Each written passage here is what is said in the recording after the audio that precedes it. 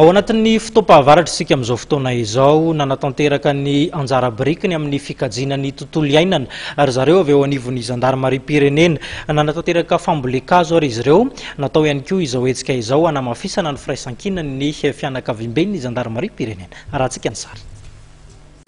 Nanatanteraka ny adidiny amin'ny fikajiana sy fiarovana ny ala tamin'ny alalan'ny fambolekazo androany ny fianakaviam-ben'ny zandarmaria.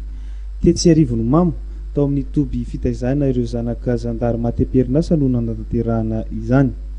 Ho an'ny zandara dia tafiditra ao anatin'ny asan'izy ireo ny fiarovana ny tontolo iainana ka izany no isan'ny nambolena azo androany. Zandarmariam-pirenena moa fantatrareo fa natao hiasa ho an'ny firenena.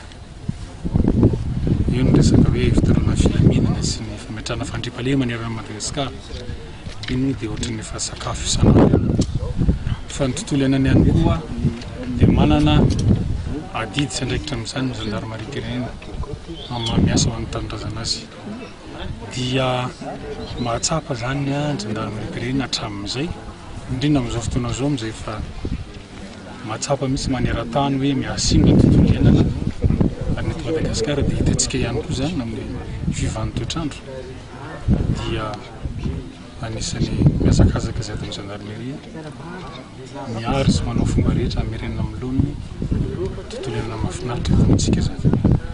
Tsy diso anjara nandritra ny fotoana ny fivazaha na ny fikambanan'ny vadina zandary ka nitarika azy ireo tamin'izany ramatoa vadiny jeneraly Paza Didier, sekretera-panjakana miadidy ny zandarmariam-pirenena eo anivon'ny ministera ny fiarovana sy ramatoa vadiny jeneraly Rakoto François Rodin, komandiny zandarmariam-pirenena.